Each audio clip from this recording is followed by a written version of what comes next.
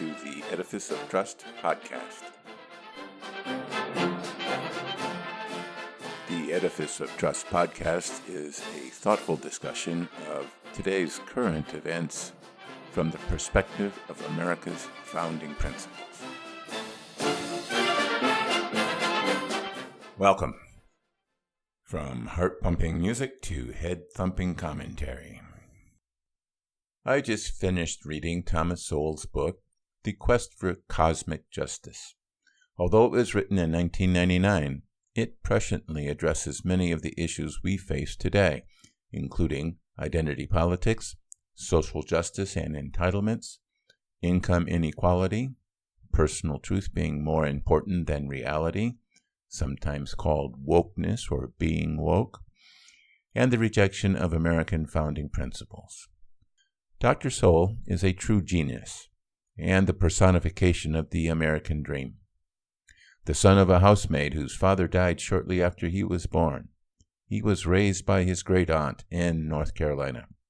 He had little contact with white people as a child, but that changed when he moved to New York City when he was 9. In New York, he qualified for the prestigious Stuyvesant High School for the academically gifted, one of the schools that New York City Mayor and presidential candidate Bill de Blasio is trying to eliminate because their students, quote, don't look like New York City. Dr. Sowell had to drop out of school for financial reasons before graduating and worked odd jobs and even tried out for the Brooklyn Dodgers baseball team before being drafted into the Marine Corps during the Korean War. After his discharge from the Marines, Dr. Sowell initially attended historically black Howard University, before a combination of letters of recommendation from his professors and high marks on his college board exams got him into Harvard, from which he graduated magna cum laude. He got his Ph.D. at the University of Chicago under the tutelage of his mentor, Milton Friedman. He is now a professor at Stanford University and a fellow of the Hoover Institution. Dr. Sowell writes about big issues in this book: cosmic justice, the nature of equality, the tyranny of visions, and the impact of these forces on America. If justice is a good thing, then cosmic justice must be a great thing. But Friedrich Hayek noted that, quote, nature can be neither just nor unjust. One family emerges from the wreckage of their mobile home after a tornado and says, "Our prayers were answered," while their neighbors, who prayed equally hard, perished. Both families were equally deserving, but suffered different outcomes. Nature isn't just. Nature just is. Believers in cosmic justice don't like such unfair outcomes. They cite John Rawls, who stated that, quote, undeserved inequality calls for redress. We see these claims for redress in demands for reparations for slavery, universal basic income, and the Equal Rights Amendment. Dr. Sowell defines cosmic justice as the desire to rectify social inequities that people who, through no fault of their own, lack things which other people receive as windfall gains through no virtue of their own. We have all seen Senator Elizabeth Warren convulse in anger at these inequities on the campaign trail and promise to redress them with the wealth of the one-percenters. However, Dr. Sowell points out that the cost of cosmic justice can be very high, and it is not always a cost that can be covered by taxing the heck out of high-net-worth individuals or large corporations. A good example is the previously cited Bill de Blasio, who wants to eliminate testing because the outcome of the testing results in too many white and Asian students and too few blacks and Hispanics. But the cost of the cosmic justice solution is that all kids in the New York City school district are condemned to mediocrity. But it is not just the smart kids that pay the cost of this redress of academic wrongs. It is society that suffers from not inspiring the next Steve Jobs or Bill Gates. Equality, much like justice, might be a laudable cosmic goal, but in practical terms it is impossible to achieve. There are so many factors that make up each person that it is inevitable that most people will be deficient in some factors and abundant in others. These factors, such as hair color, looks, physical fitness, weight, in addition to race, gender, and sexual orientation, make it impracticable to have equality. Plus, you have to define what type of equality you are seeking. Would the search for good looks justify a government entitlement for cosmetic surgery? Progressives ignore the philosophical impracticality of true equality and set up arbitrary standards by which to judge equality. We have previously cited the Look Like America standard. We also have the income inequality standard, whereby certain identity groups earn less than others, a situation that calls for redress. But keep in mind that out of the 10 highest paid athletes in the U.S., 8 come from one identity group, Black, and 9 come from one sport, basketball. See my commentary, Social Justice Basketball, on my website. So sometimes identity or cultural differences generate different outcomes. Dr. Sowell points out that wealth is skewed not only by ethnic identity, but also by age.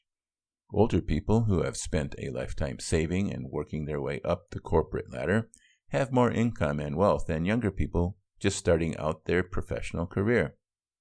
And because the average age of the white population is greater than that of blacks and Hispanics, whites would have more income and wealth, not because of the legacy of slavery or the fruit of prejudice, but because of age. Dr. Sowell asserts that humans create visions, what Yuval Harari called stories in his book Homo Deus, of how the world works. This is essential because no human can comprehend all the events and understand all the data that are incorporated into life on Earth. Early humans concocted stories to explain all the events they could not understand, such as what are the sun and the moon, and how do they move across the sky. We now call these visions superstitions or perhaps religions. Dr. Sowell, however, further explains that when these visions defy the facts, they become dogma.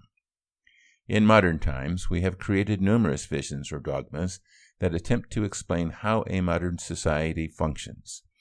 Politicians use these visions to gain followers and rely on the visions to explain why things occur, even when there is no evidence to support such contentions. Autocrats use visions to strengthen their grip on power and punish or kill heretics and blasphemers who doubt the vision. The populists substitute these visions in place of facts or truth, and even go as far as denying facts or truth when they do not fit within the scope of their vision. This is why progressives are telling adherents that they need to define their own truths. For example, freshman Congresswoman Alexandria Ocasio-Cortez stated, "I think that there's a lot of people more concerned about being precisely, factually, and semantically correct than about being morally right. The facts are made to fit the vision, the opposite of the scientific method that was created during the Enlightenment. Of course, visions have also led to accusations of fake news." Ponder that while you listen to a brief message.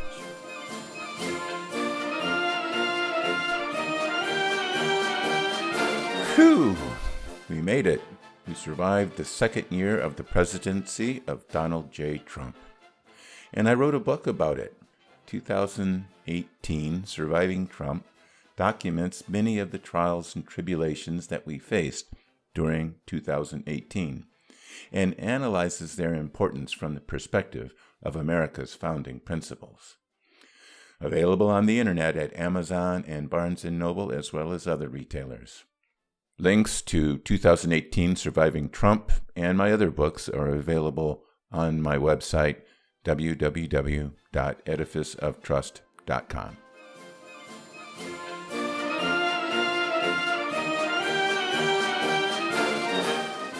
Welcome back. Finally, Dr. Sowell brings all these trends together to address what he calls the quiet repeal of the American Revolution, by comparing the differences between the American Revolution and the French Revolution, noting that the principal difference was in the rule of law. The goal of the American Revolution was the liberty of each citizen of the country, a liberty that required limits on the powers of government.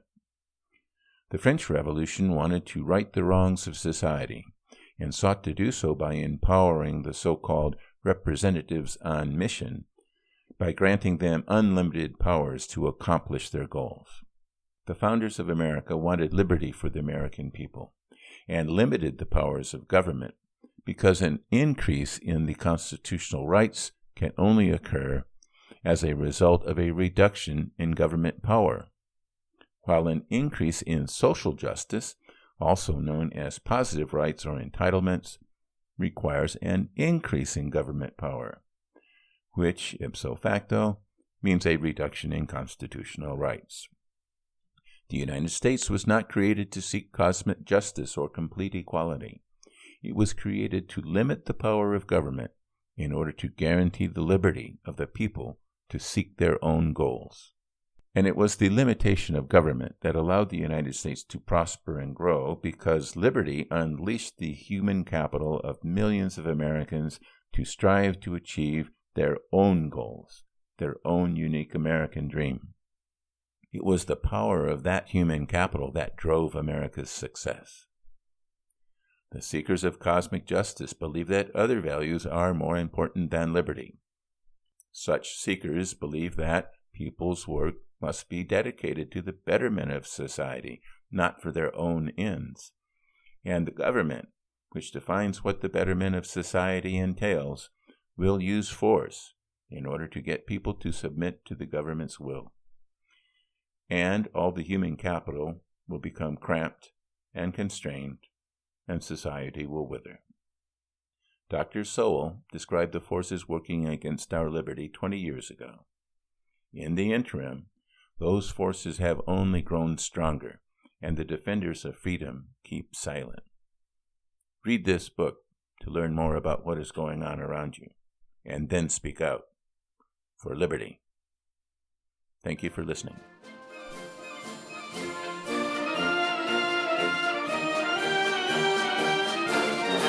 Thanks for listening to my podcast. If you would like to hear more Edifice of Trust podcasts, please don't forget to subscribe. Thank you.